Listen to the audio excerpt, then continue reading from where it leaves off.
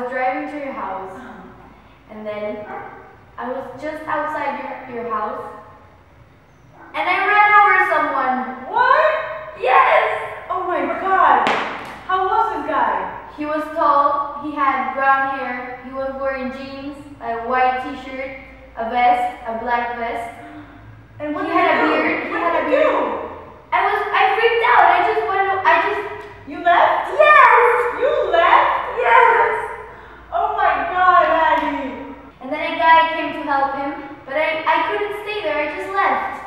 You just left? Oh my god, you're gonna get in so much trouble. The car was silver. What if the police find me? That won't happen. We won't tell anyone. Not even Daniela. Oh my god, that's the guy Ariana ran over. But it wasn't in front of my house. It was in front of a lagoon. She was right about the beard and the white t-shirt, but he wasn't wearing jeans. And that's a car. It wasn't silver. Hey chicks, I missed you so much. Me too. You won't believe what happened to my ex-boyfriend. Tyron? Yes. He had a car crash and he's in the emergency room battling to save his life. Oh my god, that's so horrible.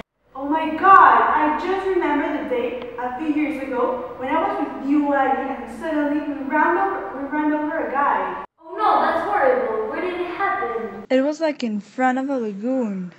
And what did you do? We were so scared that we left. Why didn't you tell me? I don't know, we were so worried and we thought we were going to, I don't know, like be in trouble. Oh my god, girls. Don't you remember, like, how the guy was? Whoa, wait a second, Larry. You weren't there. What? I was, I swear. I remember being there with you. I remember everything we saw. You do? Obviously. I pictured that guy in my head so many times. He had black hair, he had a beard, he was wearing a white t-shirt and gray sweatpants. No. He was wearing jeans, a white t-shirt, and a vest. And he had a beard. I can tell you, you weren't there. Girls, earlier in my psychological career, I read about a psychologist who did an experiment on false memories. Maybe this is what happened to you, Addie. Psychologist Elizabeth Loftus wanted to research how the subsequent information could affect an eyewitness account of an event. What she found was that the memory of someone who had witnessed an event is quite flexible.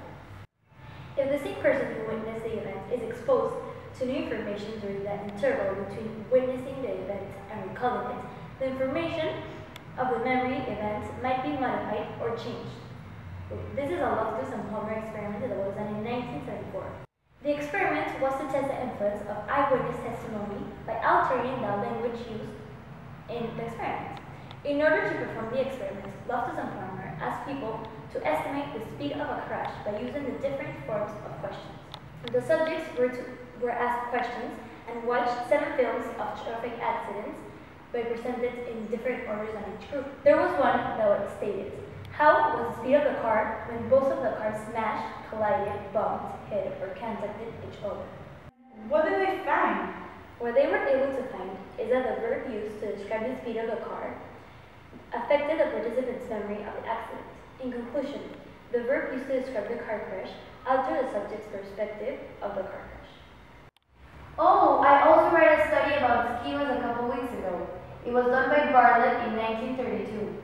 The aim of the study was to investigate how memory of a story is affected by previous knowledge. He used serial reproduction, which is a technique where participants hear a story or see a drawing and are told to reproduce it after a short time, and then again over a period of days, weeks, months, or a year.